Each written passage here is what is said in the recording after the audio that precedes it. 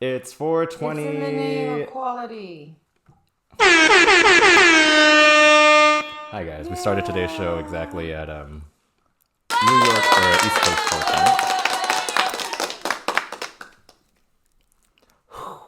420. Best time to smoke, TGIF everyone. It's finally time to celebrate. Oh, it's Friday. Mm-hmm. I finally set up. I was trying to look for my kids' classrooms. Online. Mm-hmm. And I realized Adriana's had an email address from her school. Mm-hmm. And this is the first time I've accessed it and realized she had one. And it was started in 2017. I was like, oh. Whoa. She had an email address when she was 5? Mm-hmm. It's pretty... When she started at the school, the school district gave her one for notifications and stuff like that. I didn't realize. Did you see a lot of emails for her? Yeah, over like 200 something unread emails for a 5-year-old. It's to the parents, but still. Another email address I had to add to my sign-in accounts. Plus, Gus has one for his class. Well, now they can get student discounts. What really confuses me is now my kindergartner, Gus's teacher helps the first grade teacher. So I keep putting the wrong kid in front of the screen. It's like, oh, Mrs. Arias, this is for your first grader. I'm like, oh, what's wrong with this lady? She's too high. I do all that before I even have my first. The problem is I'm not high enough. I don't smoke before, and it should be that I should probably wake up, smoke, get my stuff together, and then I'll be like. It's like people who can't be talked to unless they have their morning coffee. Yeah, they're just like zombie. Talk to me. Or you get really bad responses, all no's and. Oh man, so that's the new normal, huh? It's just you have to do like Put video your kid conferencing. in front of a screen. Uh-huh. Yeah, teach them how to a 5 and a 7-year-old. Have them sit in front of a screen. Luckily, it's not that long, and then they're already sitting in front of a screen, used to it. But it's just video conferencing. I don't know. Oh, do you have your notepad? Do you need a pen? I got a pen right here. That works. Oh.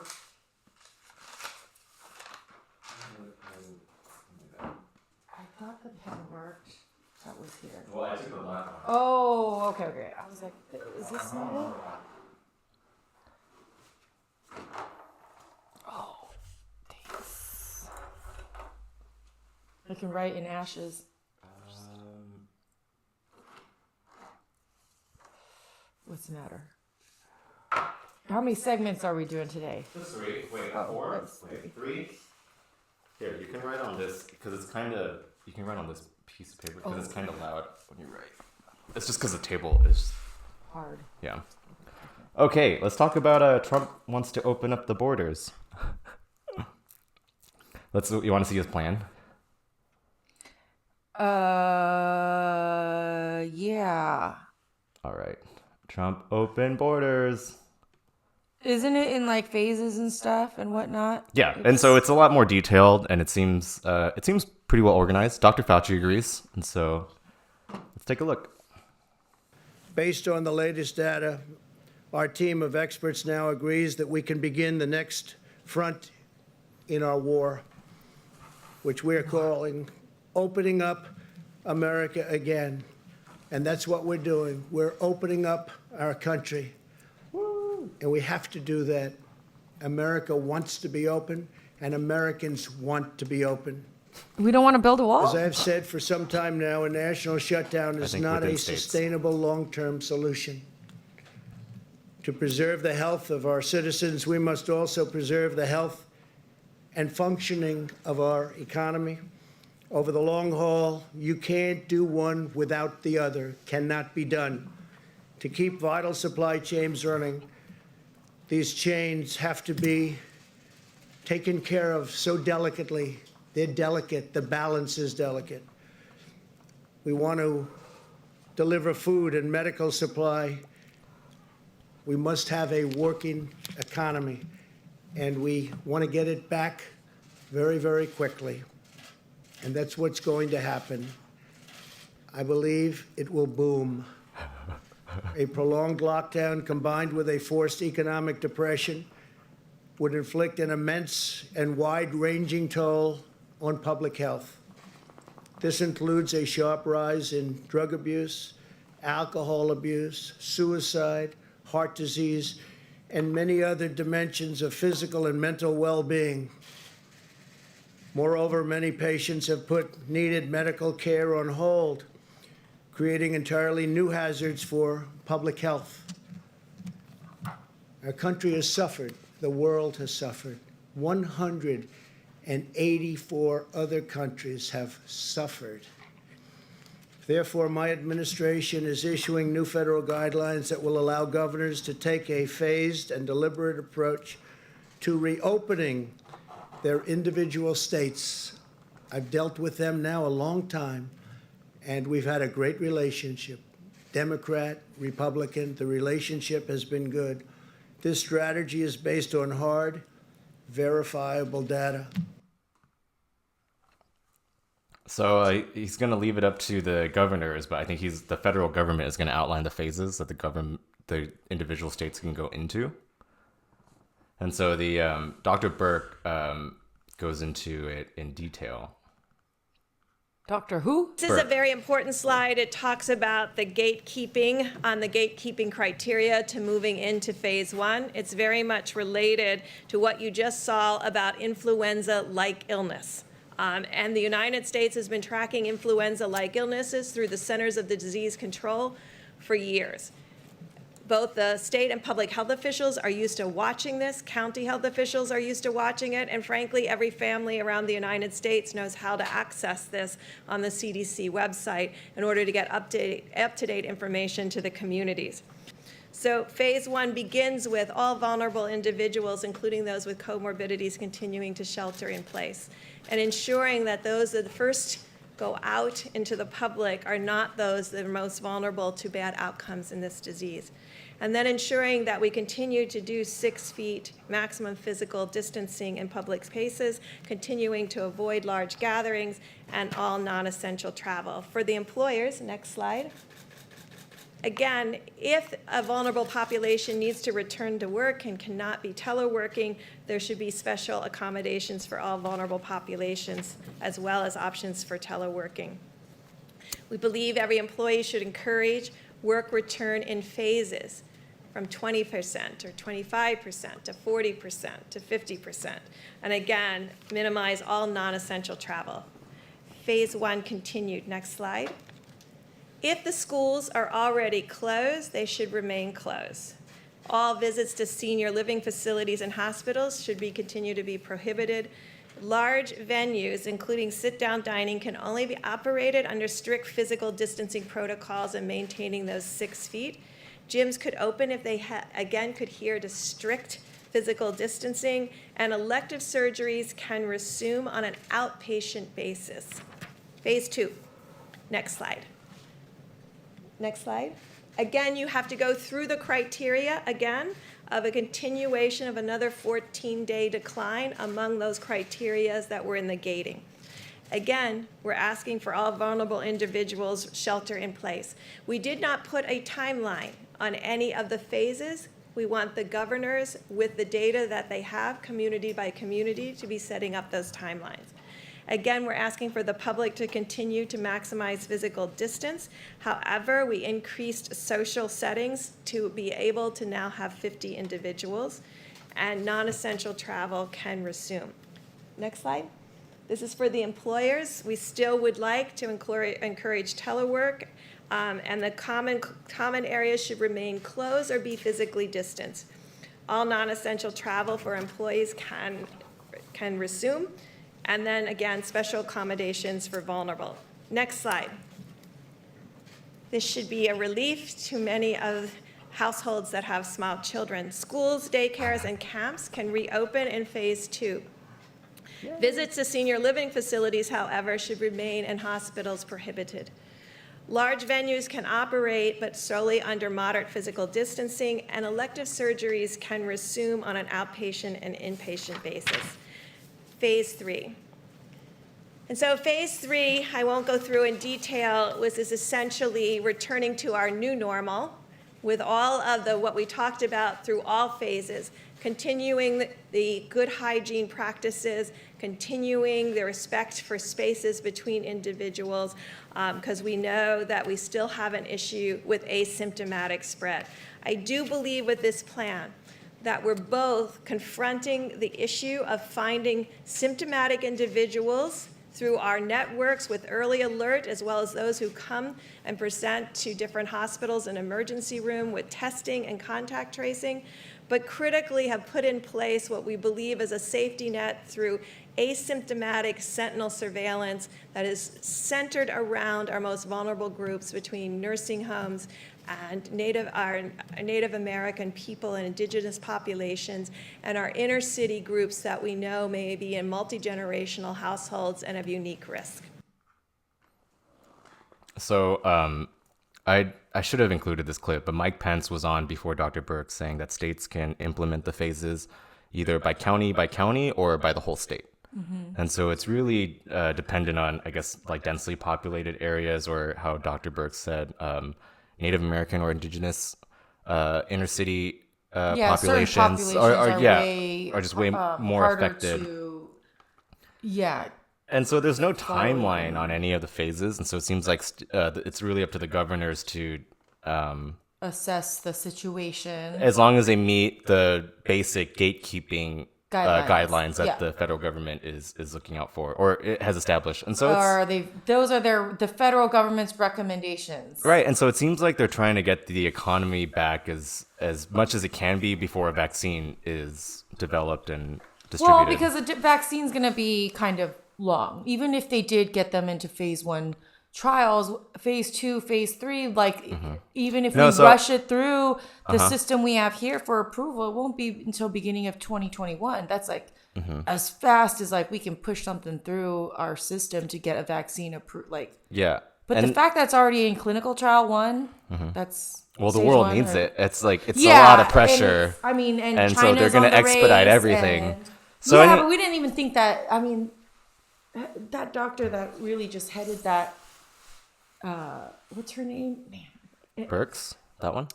No, she's a young 34. She works at the NIH. She heads the team that's developing the vaccine right now, and she's the one that pushed it to got it through to I think stage 1 or phase 1 or the clinical trials, and no one asked her anything about it, but she's at the NIH for virology, and it's they're the ones that are supposed to help get the vaccines out, and even them working that super fast, it's still gonna take time, So I think you're gonna hear this. What are you gonna do till next year? The new normal for a while, because until a vaccine is developed, they're gonna try to get us back to normal, right, as possible. And so this is Dr. Fauci on the subject. First of all, in order to even consider getting into the phasing, you have to pass a hurdle. And that's the hurdle that we refer to as gating in. Now, when you think about it and look at the map of the country and look at the differences in different parts of the country, you will see that there are some regions, states, locations that are going to be almost already into some of that gating and will have already fulfilled some of those criteria. Others, because of the dynamics of the outbreak in the area, will take longer to be able to do that. But you don't get to phase 1 until you get through the gating. And then in order to make sure that safety and health is the dominant issue, the design of the phases were just that. You go into phase 1, if you get no rebound, and you satisfy the gating for yet again a second time, then you go to phase 2. If you have no rebound and you satisfy the gating criteria for a third time, you go into phase 3. So there are multiple checkpoints of safety there. So as I've said from this podium, when we were talking about the first 15 days of the mitigation, and then we extended it another 30 days, I essentially pleaded with the American public to say, let us make sure we do the best that we can to accomplish that. And in fact, mitigation works. You saw the charts that the Vice President and that Dr. Birx put up. It worked. And what we hope, and I believe we will be successful, if we carefully do this, again, with the attention to the safety and health of the American public, that we will be able to, it will be staggered.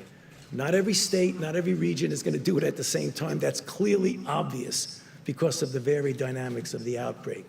But we feel confident that sooner or later, we will get to the point, hopefully sooner, with safety as the most important thing, to a point where we can get back to some form of normality.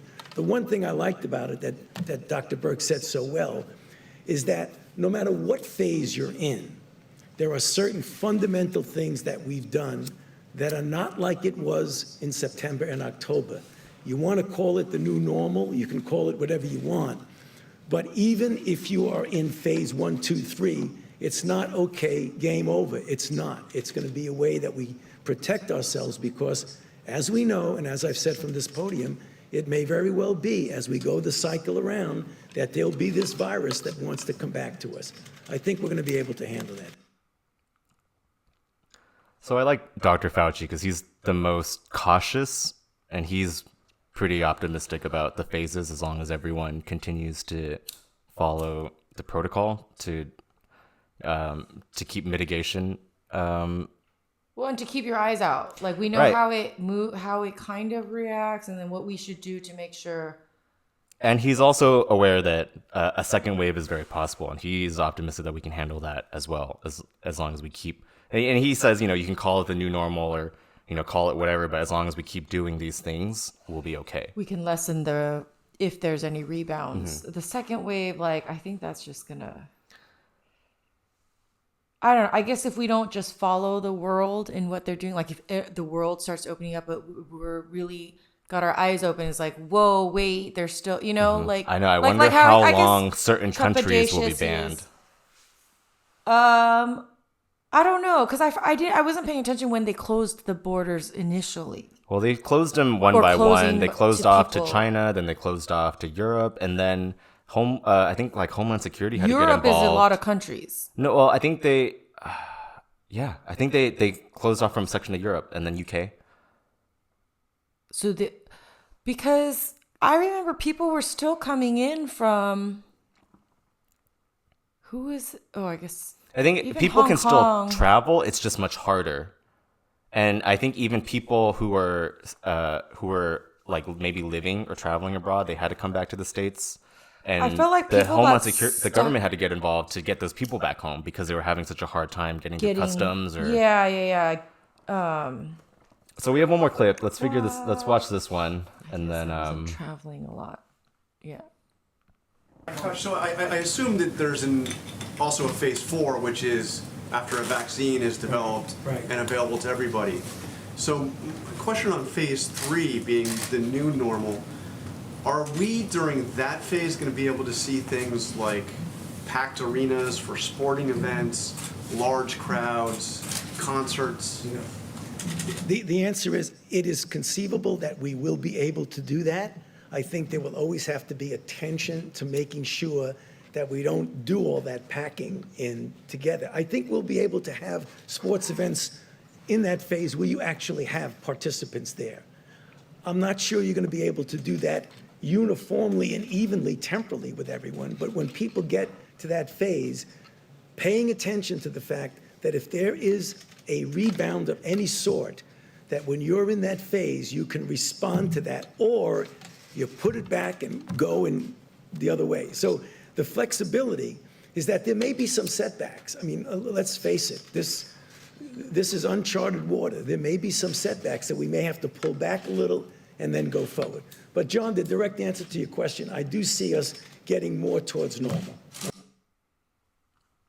So in phase 3, before a vaccine is developed, he's saying that the new normal could conceivably have going out as long as I guess the social distancing protocols are met, so we don't get if the second wave does come, even those events aren't as So we're gonna have to reduce our affected. maximum capacity. Yeah. Things. Yeah, that's what I mean. They keep calling it the new normal. That's what phase 3 can get us as close You to. just can't jam that many people. You're gonna have to get fatter airport But seats. even- Everyone's gonna be flying first class. Yeah, but even when you get sick, you have to stay at home. You have yeah. to you have to wear a mask probably everywhere You know, you go. the normal stuff you're supposed to do when you're sick and not wanting to get everybody sick. Stay at home. Mm-hmm. We had a bad thing of just everyone would like rough it out. Rough it out. Yeah, so that I'm yeah, like, that you're just getting everybody else sick now.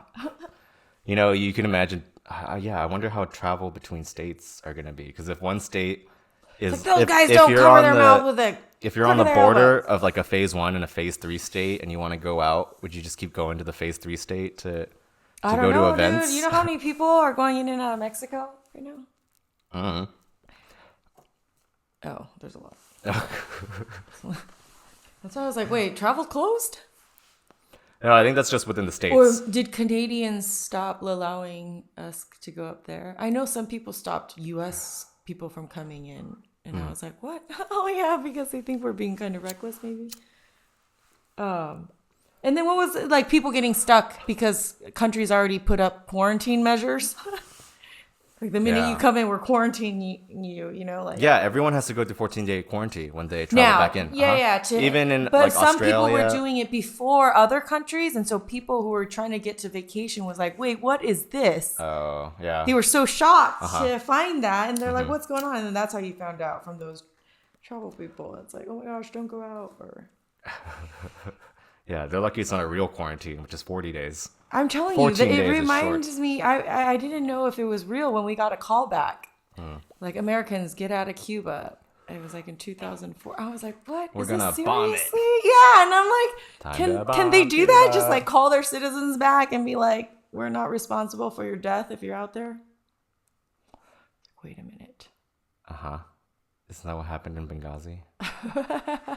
I don't know. I don't know much about politics and history. I feel like the more I learn, the more I feel like I should just run the other way. Sorry, I was looking for that clip. Maybe it's here. Is it here? Which we should I feel like I deleted it. always move towards the future. Can't go back. Okay, let me just try to grab it on mine really quick. Oh, you will. The Chama polyhypatia. Yes. Go on. It's the. Are you sure that's how? Hey, it's us. Polyhypatia. Yes.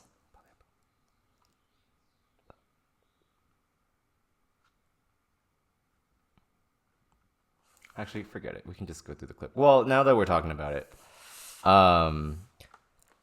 dang it! No, we should watch the clip because then it'll set up what we're talking about. Which is That guy Are we who moving on to like went something? off and he was like, "Who cares? Who cares?" It's just the nuance in his voice when he was like, I always get in trouble for when I get frustrated and I just yell, "Who cares?" We're not supposed to- Obviously, somebody does. "Who cares?" I'm just kidding. That's not. I know it's not. I mean, sometimes it's an appropriate answer, but not always. Well, it's try. I think it's in frustration when someone keeps going back to a point that's we agreed was irregardless or whatever. You know, like Yeah, that's you're when I like, get like just oh, drop it they're because trying we're to- trying to move on to the next. Well, you have to.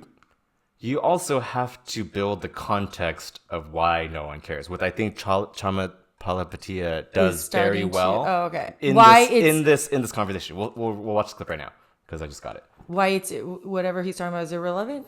Yeah, so this is Chama Palapatia when he says, "Who cares if these companies go bankrupt? It's better than bailing them out."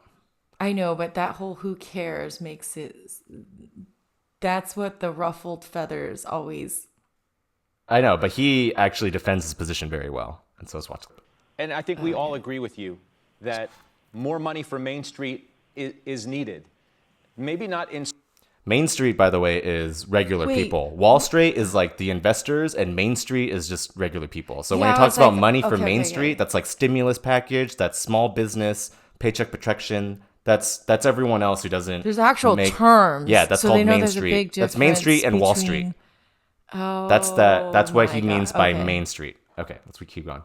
Spite of the money to all of these companies or whatever that make up the economy as well, that more money is needed everywhere, perhaps. But are you suggesting, you keep saying propping up zombie companies. Are you arguing to let airlines, for example, fail? Yes.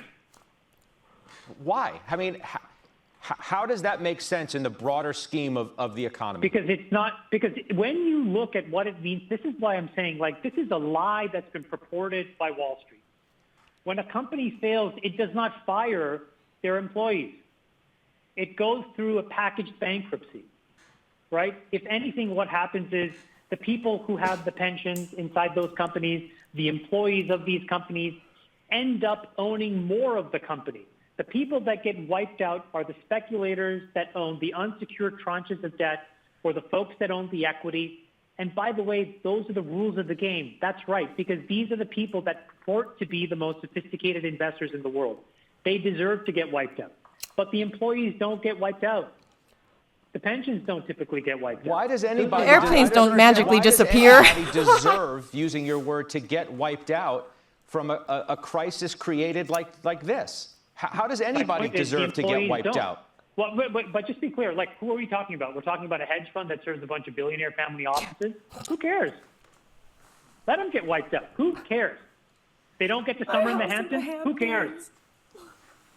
I mean, there are But if you get a don't clean think the cap table- employees. hold on, Scott. You don't If think you the get a employees clean of these cap table- companies own stocks? I mean, own their stocks, own the company's stocks? You can look on Bloomberg and you can see what percentage of these companies are typically owned by. These things are owned by BlackRock. These things are owned by these huge, amorphous organizations. Ultimately, downstream, and the employee owns a few $100s or a few thousand dollars of shares. Well, I just don't understand. So my This is point like Employees a- don't get to it's do it's buybacks. like a natural disaster. And why does anybody deserve to get wiped out? Wouldn't that be immoral in and of itself? No, because what's happening right now is what I'll tell you is on Main Street today, people are getting wiped out. And right now, rich CEOs are not, boards that had horrible governance are not, hedge funds are not, people are. 6 They're million losing their people investment just this properties. week alone, basically saying, holy mackerel, I don't know how I'm going to make my own expenses for the next few weeks, days, months. So it's happening today to individual Americans. And what we've done is disproportionately prop up and protect, poor performing CEOs, companies, and boards. And you have to wash these people out. That's him, and that's where it all started. That clip went viral, and Let's be clear. Washing out means like they just get a cushy. so he expands on it, and he was on the show, The Hill, or The Rising, with Sagar, and Sagar asked him a few questions. To clarify his. Yeah, to give him a chance to like kind of clarify the points, because that was like a 2-minute clip, and Yeah, because I felt like the other guy was just like. That's what I'm saying. The He other guy kept was up- so offended by like, what do you mean wipe out? What do you mean like? Who, yeah, he who was so cares? Or, like, offended it that was, like- anyone had to be wiped out. That's the thing.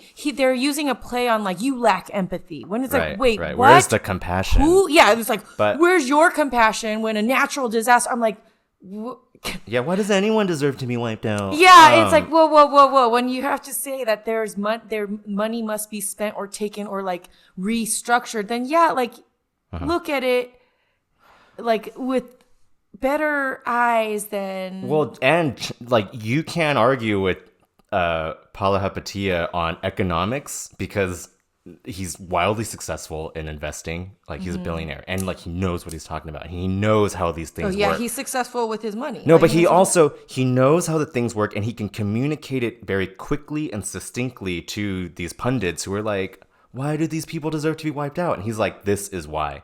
Yeah. And so let's watch the clip with him and Sagar, because it's he expands on it in a succinct way that I appreciate. Here we go.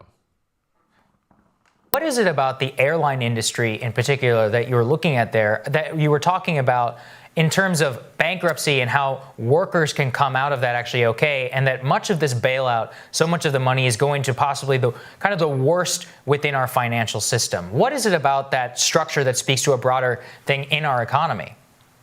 Well, Scott Wapner, the host, brought up airlines as an example. But if you look at that thread and you pull the string, in the last 2 decades, the airlines have declared bankruptcy, I think, about 66 times.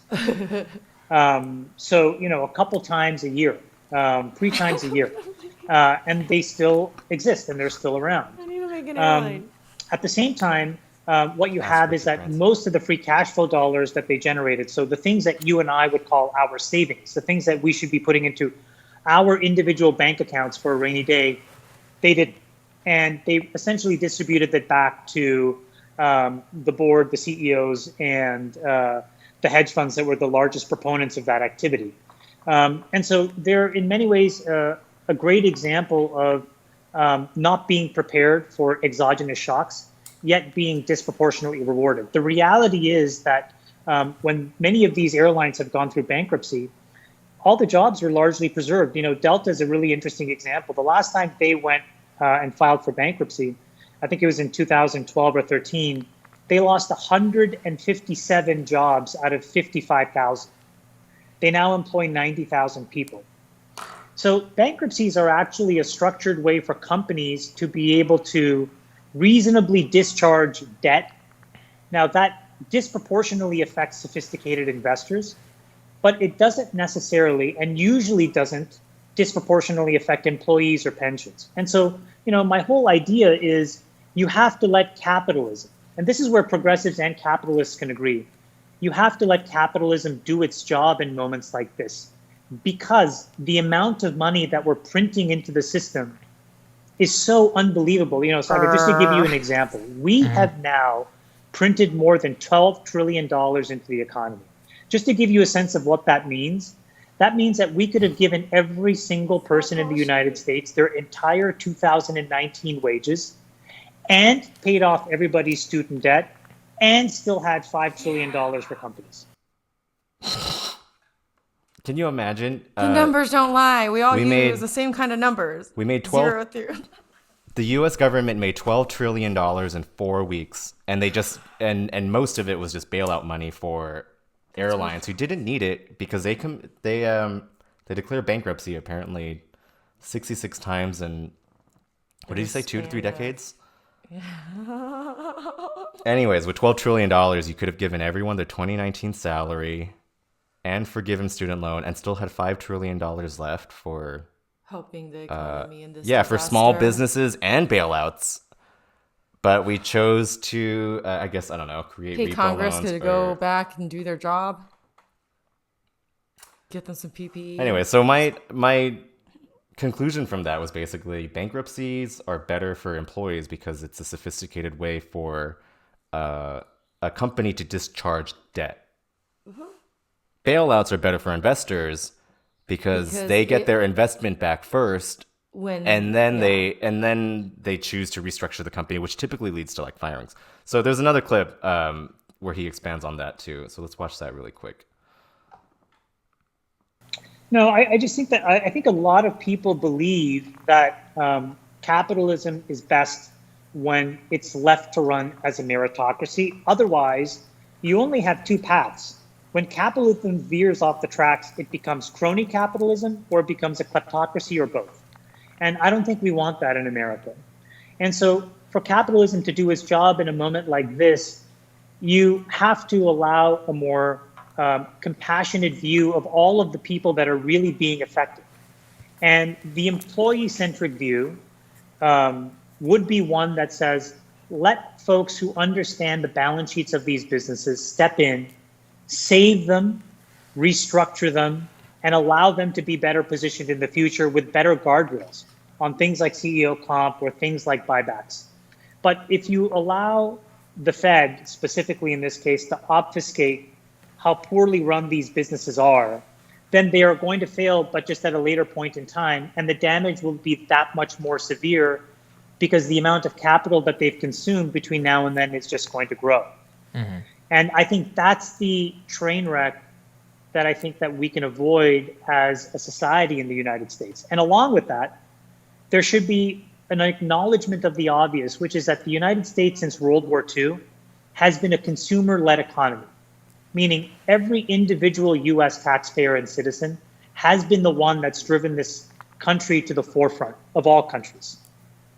And if we look at where people are losing revenue, yes, companies are losing revenue, but individuals are losing their own salary and wages at equal or disproportionately larger rates. And so if you can complement capitalism in the capital markets with compassion in the social policy that we employ, by putting more money into folks' hands and thinking about, retiring debt or protecting debt levels of individuals as well as just companies. For example, like if the Fed is going to buy the junk debt of companies, there is no reason why they can't retire the $1.4 trillion of debt sitting at the DOE. It's just a decision. Oh, man. So it's a vote. A whole bill must be written. And so how many people have to sit? So I thought it was interesting what he said, where capitalism works best as a meritocracy. Yes, that's the only way it can work. Do you know what a meritocracy is? By merit. I think it's also, well, let's take a look at what Wikipedia says really quick. Meritocracy. By merit, I guess that's... Yeah, you merit. have to look up merit. Merit from Latin, from ancient Greek kratos, is a political system in which economic goods and or political power are vested in individual people on the basis of talent, effort, and achievement rather than wealth or social class. Advancement in a system is based on performance as measured through examination or demonstrated achievement. Although the concept of meritocracy has existed for centuries, the term itself was coined in 1958 by the sociologist Michael Dunlop Young in his satirical essay, The Rise of the Meritocracy. And so what Chamath Palihapitiya was saying is capitalism works best as a meritocracy, which it's by your merit, by the individual person, not by other outside factors that are beyond them. Like if they're gonna, yeah, it's like, how do you measure someone? Do you measure someone by their wealth? Like, who's best for the job? But I think it's supposed to be for each in his individual. Well, yeah. It depends on what the job is, right? That's how you determine what the merit is. It's not like, okay, so someone would say maybe if it's not meritocracy, what is it? Like nepotism, or, that means, by blood. And that's something that that's outside you can't really work on that or change that. You can't hone that skill, or maybe. So then some people say, well, I think the illusion in capitalism is in this country is that everyone can get there. Like, well, so you can, if you're better. You have to just be above the average at whatever you choose to be good at, It's like not everyone can be and that's how they think a lot of America is run, but it's not. Right. America does have more opportunities, but it's not. Well, so Chamath, what he said was, when it goes off the rails of meritocracy, it could become like a kleptocracy or a crony capitalism, right? Which I think he said plutocracy. Or a plutocracy, or both. Right. I didn't know what crony capitalism was either. Well, I think so. A plutocracy or plutarchy is a society that is ruled or controlled by people of great wealth or income. Okay. The first known use of the term in English dates from 1631. Unlike systems such as democracy, capitalism, liberalism, socialism, or anarchism, plutocracy is not rooted in an established political philosophy. So it's not a political philosophy.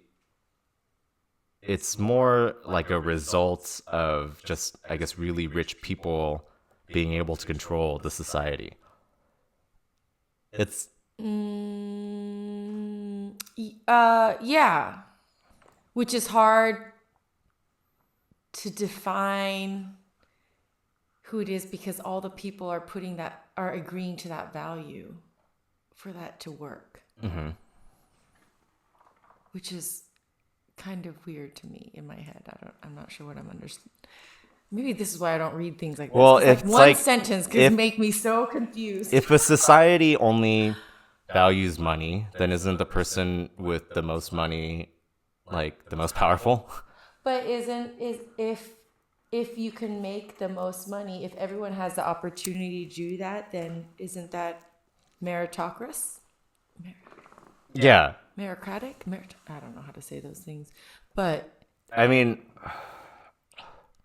kind of. I mean, like Elon Musk came here from South yeah, but America. I always laugh because I'm Jeff like, Bezos we call him started. I call him an African American, and no one will imagine or think about Elon Musk.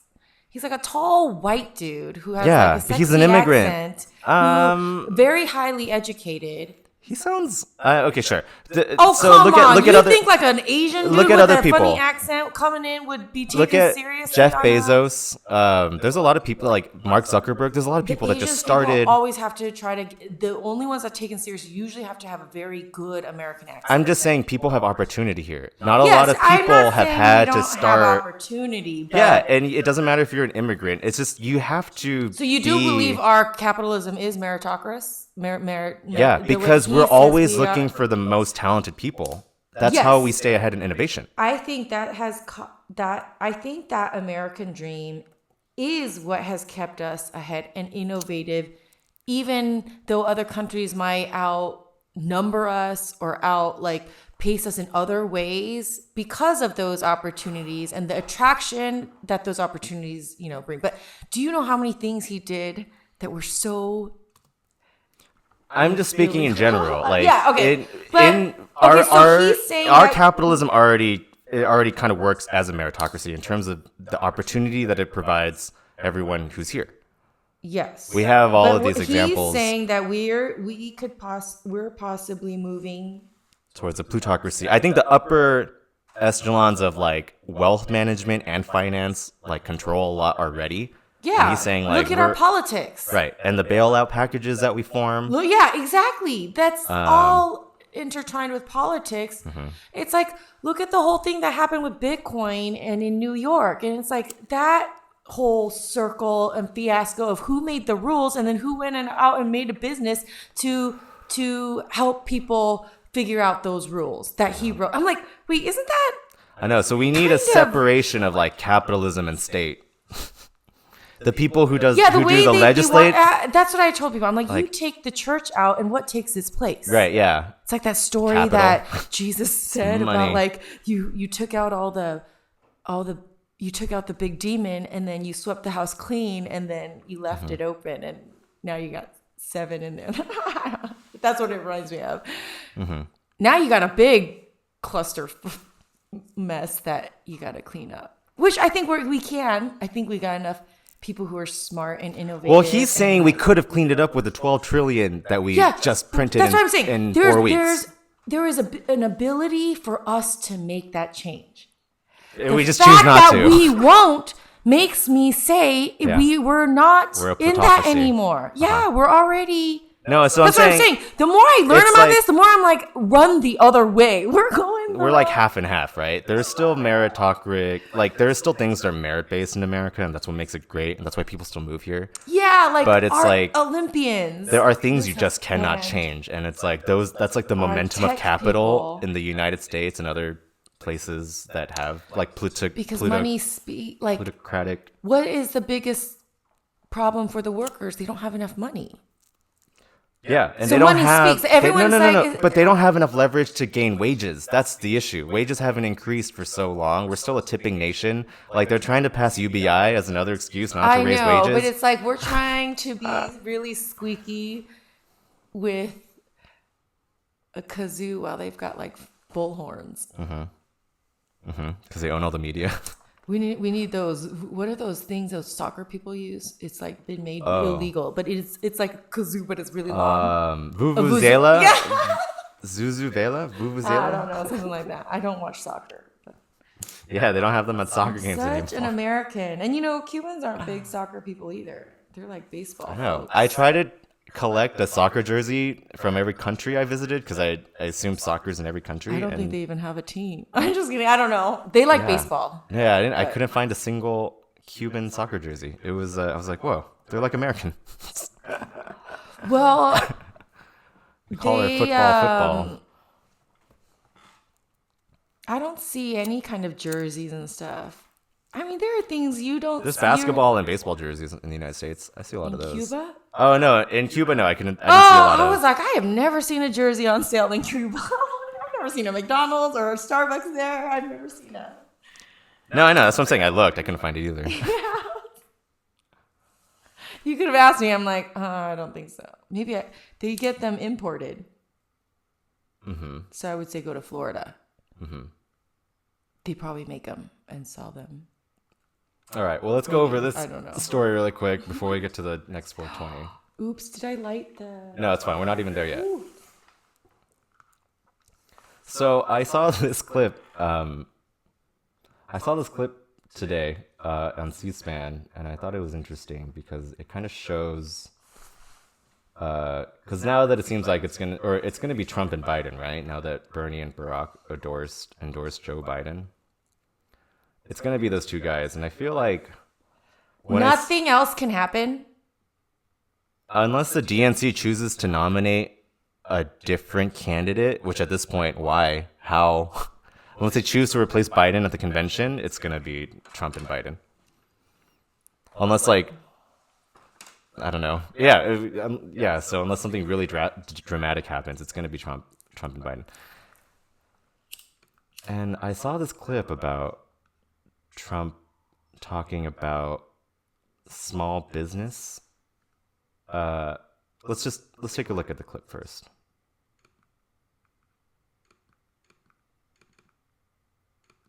Part of the guidance seems to sort of shift to states and companies the burden not just of additional testing and surveillance, but also this sort of new normal in which, there's smaller crowds in restaurants and bars and arenas. That's not going to be normal. There's not going to be a new normal where somebody has been having for 25 years 158 seats in a restaurant, and now he's got 30 or he's got 60. Because that wouldn't work. That's not normal. No. Normal will be if he has the 158 or 68 seats. So the reporter's asking him about the new normal again. It's like when we get to phase 3, you still have to, social distance even when you eat out in restaurants. And Trump, he immediately responds with almost like an empathetic response towards restaurant owners. Which immediately stood out to me. He understands the impact that's going to have when you have a restaurant and seating and right, and tables that you need to clear. You already wrote your business plan for this many people, and now it's been. But it also shows an understanding on the profit margins that these restaurants operate on, and he's like, "There's just no way they're going to survive. That's not the new normal." And so, as everyone is kind of calling phase 3 new normal, Trump is kind of trying to reassure small businesses that he understands that this is, and he's trying to communicate that this is temporary. He understands you're not going to be able to be profitable, but if you can hold out until we can get things back to normal, we're going to try. And it's hard to see Biden approach people that way, or really any politician, because not a lot of politicians are business owners, let alone restaurant owners, and Trump is both. You know what I mean? Yeah, So in this aspect of connecting with small business owners, he's the best politician that we've seen in a long time. But are they going to really do something about it? Well, I don't know. When it comes to voting... he can. That's why he gets in. He can talk a lot. He's a good showman, and he does... People are... This is why the media has done so well, his whole thing. People like watching him because of that. There is some kind of, he is obviously charismatic. Well, no, but you can easily call him out on his bullshit when he rambles. But when he speaks specifically about numbers and restaurants and we're not saying, that's what I'm saying. He's not stupid or inexperienced. Mm-hmm. He didn't just fumble into the presidency. Yeah, right. People had a connection with him. Yeah, because he spoke to them.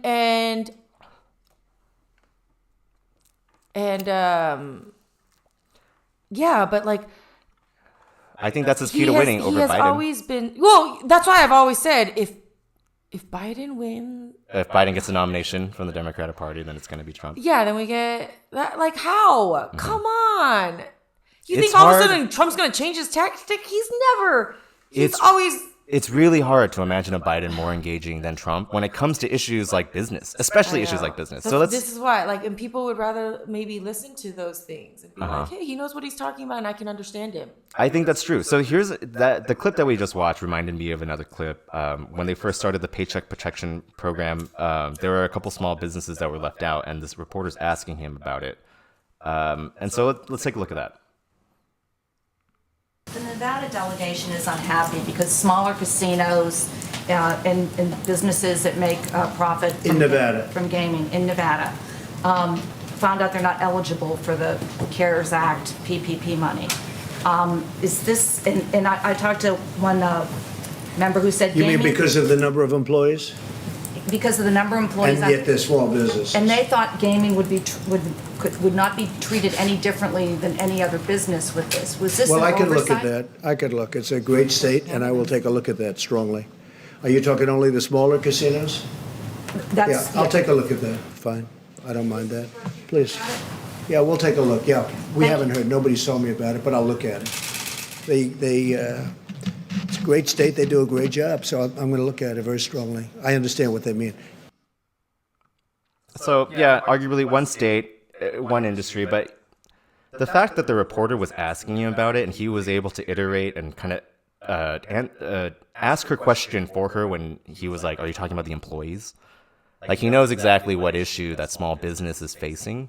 Or first he was like, "You mean the casinos?" And Well, again, because it's like he probably understands that there's a bunch of federal exclusions. right. No, he understands It's like the gaming. people, whenever the question comes up about cannabis, and it's always like this. It's like we're the hardest hit. We're still essential, and we can't get any of that funding ever. Even now, they're saying ancillary cannabis businesses, which aren't even touching the plant, you can't get that funding either. You get in the back of the line and wait. And it's like, what? Why? And the whole thing with like all the percentages dropping. Every time a legislation changes or a regulatory thing in our ordinance, in local ordinance changes, the cannabis companies always got screwed in that they had to change all their business plans. Yeah. It's like, what? And he's realizing, that's why I'm like, wow, that's why I feel like he understands too. From the beginning, it's like he understands all the hiccups. Regulations, Yeah, like if you're and going to it's add like, a regulation, what? take out two. Yeah. Why? And I was like, okay, that makes sense because everyone's tripping over all these lines that it's like, now it doesn't make sense. We have to keep redoing our business plans because all the numbers and the percentages and what we're allowed to do and what we, like maximum capacities now, if that all changes for 4 years, like he said, they had planned out and had, 460 tables. How are you going to bring it down to 30? Right? And Yeah, it's so like I feel like he's really. But that's why he if the speaks to pandemic, people. if the pandemic lasts until election season, which it's going to, and he continues to connect with small business as well as like give them results on passing, like paycheck protection or at least. And looking and then like he he's going to be tries. making fun of every time Biden makes a mess. Yeah, up, where he he's has just like this pandemic is actually like great for him because it shows he can easily he's showing point up out every day, and everyone's like, he's showing up every day, not golfing. Yeah, he's doing work. But anyway, so he also brings up infrastructure, which I think it's very important, especially now. So let's take a look at that. In the same conference, White House conference that we had the other day. But we're going to build this economy back bigger, better, stronger than ever before. You watch. And we have stimulus.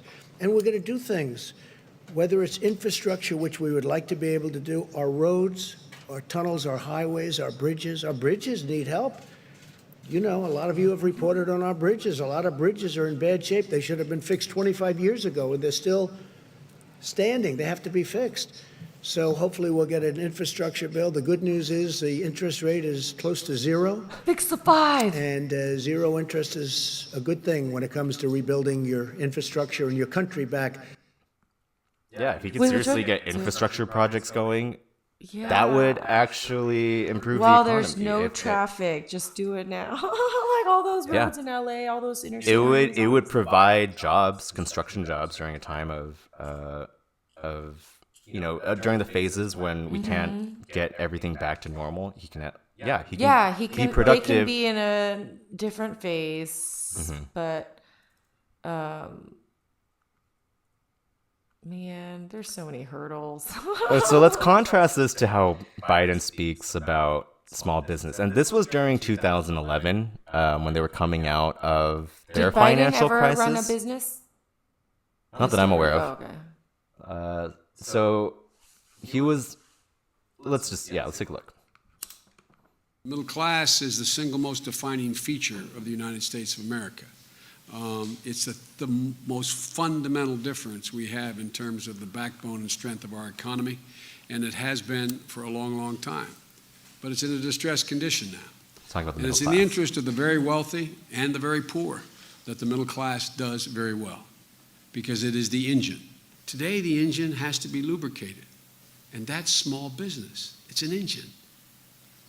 You know, we made a start in the Recovery Act last year, loan guarantees to small businesses. And you all know how it works, but a lot of Americans don't know how it works. You go to the bank and you say, look, the SBA will guarantee 70, 80, 90, depending on the circumstance, % of the loan. So bank, lend them the money. The federal government, the American people put their dollars behind it. So if they were to default, the bank takes a hit, but doesn't take the whole hit. But that gets things moving. That's where there's a role for the SBA. And that's why we're here today. That's why I'm happy to announce a partnership with our administration, private lenders, banks. They said, look, we'll put up $20 billion. We'll find $20 billion that we'll lend in addition to the stuff you all are going to guarantee. All right, I'm going to stop that there because the point is, We'll collect fees from the really poor to give to the... No, the issue is he talks about small business in a way only politicians understand. You know what I mean?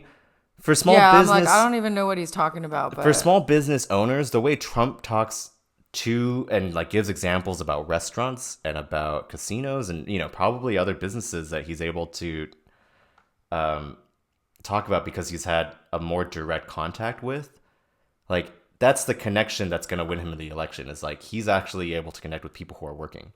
Whereas Joe Biden talks about these numbers and these banks and these terms that it's not really tangible for anyone unless you work in finance. Yeah, a lot of even business people don't know what an SBA is. And most of the business people I know are small business owners. All these acronyms. It's just, yeah.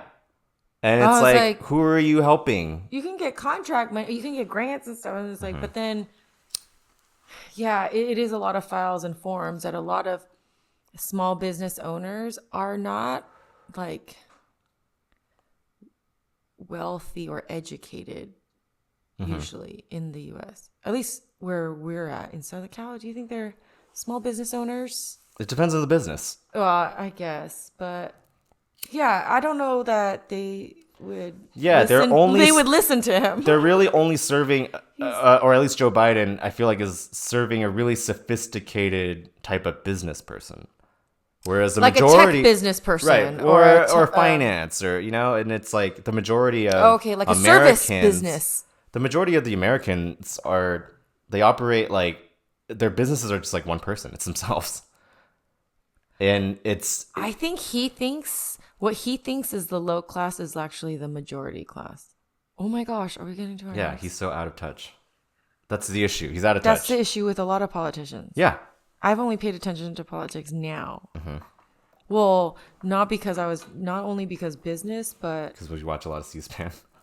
No, but because so many people were so mad about this president. And I was like, how does one man ruffle that many feathers? And it's like, you have to go out and like think about what he's doing and saying. And then, man, if you agree with certain things, people get so mad. I didn't realize, but I'm in California. He's like a litmus test on what are you going to get upset about. It's like one of those... I'm like, you have to go back and like think through 3, 2, 1, it's 420. Yeah!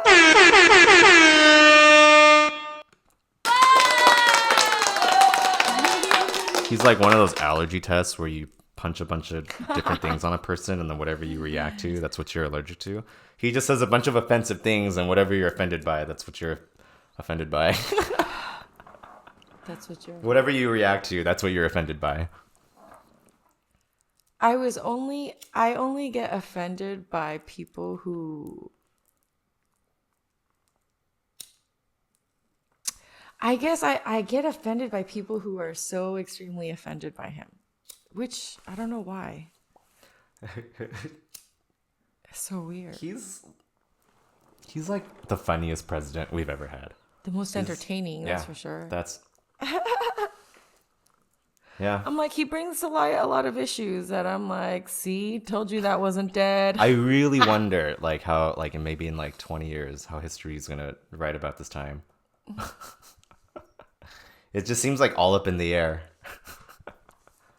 I wonder if we'll be out of war by then. I feel like we live in the best time, the now time. I know you where gotta have everything fun. has come together, and we're in a. As long as you have fun, it's not bad. You know, I was talking to a friend the other day who was stuck with me when we got hit by that hurricane, or the hurricane was coming into Cuba, and we got bussed out. Everybody got bussed out, all the international students, to a sports arena, a school in the middle of Havana, to get us away from. Because our school was right next to the shore. And they're like, if it comes right through, all like the whole buildings will probably be gone. And then, so we all get bussed in. And I remember, I have video of it somewhere, but she was saying, because I was like, I don't remember anything. I'm so claustrophobic that, and what happens in times of real panic is I look like I'm having a fun time. But in the back, and after it's done, it's like I don't remember anything. I don't know what happened. I just don't, and I'm just traumatized by high winds now. I used to love winds because of the Santa Ana winds, and it used to be a soothing sound. When I got back here, I hear wind and I freak out, and I'm like, board up the windows. And I'm like, I don't know why I react that way. Anyways, she told me, she was like, everybody was freaking out except you. You were the only one that was like having fun, and you like distracting everybody so that nobody else was really freaking out because we were in close quarters. I was like, I don't remember any of that. They were like, what is she on? And then she was like, but then later I realized you're just kind of crazy. So I know, maybe we're like, what's Trump on? Maybe he's not on anything. Maybe he's just having fun. That's what I'm saying. Someone said he's like a teetotaler, but I don't know if I'm saying that right. I never actually said that out loud before. Is it teetotaler? Electro tortilla. No, the ones that don't drink. I thought it was just alcohol. He doesn't drink anything? No, well, obviously he has to drink something. No, he just takes it all by IV. No. Like caffeine. Like some people don't drink caffeine because of like religious beliefs. Oh, okay. No, I think it's just alcohol. But I'm like, he has to be on other stuff. Look at his age. I'm sure he's been prescribed. He gets the good stuff. You know, when you're rich. Who can guess? Look at how Michael Jackson and Prince died. You can get whatever you want. I think after you make a certain amount of money, you get the good whatever stuff. your ailments, you can get a pill for it. And then if you like the pill, you can just keep ordering that pill. That's how the American system works. I think when I'm 80, I'll start trying pills. Oh my gosh! Don't lie. It'll just be weed You already from tried now. them all. Oh no, I meant you're pharmaceutical pills. Oh, like I don't want to try any of those now. I'll wait till they get better and safer. I was meaning too. Oh, I haven't tried. Or I know I tried like one Vicodin because I had like hurt my foot, but it wasn't. Yeah. Like I've been administered morphine before, but it's not like a memorable experience. The opiates weren't for me until it was only when it was too late, when I was getting rebound pain if I didn't take them. Yeah, I guess pharmaceuticals because I didn't realize I fun. was just like doing my thing, even though it just killed the pain. Oh, so right, and then you needed. I didn't do it recreationally ever. It really was because I had like pain. Yeah, the herniated disc or whatever, and then the rebound pain was. If you guys are suffering from that, just smoke some weed. It helps. I know. Hit us up in the comments if you need help finding some weed. Don't take my word for it. I think FDA is starting to approve some tests because of the opioid epidemic and how hard it is. And they just like get stuck on the other drugs that are lesser opioids, or I don't know, what do you call them? Anyways, cannabis helps. Yeah. Well, it seems like a good spot to end this episode. Oh, yay! Okay. Thanks, guys, for tuning in. Another Friday. Have a good weekend. Hope you guys stay inside. Stay safe. Yes. Nothing's been lifted yet, at least in California. We'll see how the other states. Yeah, we'll see which states go through the phases and if any state has to kind of go back a phase.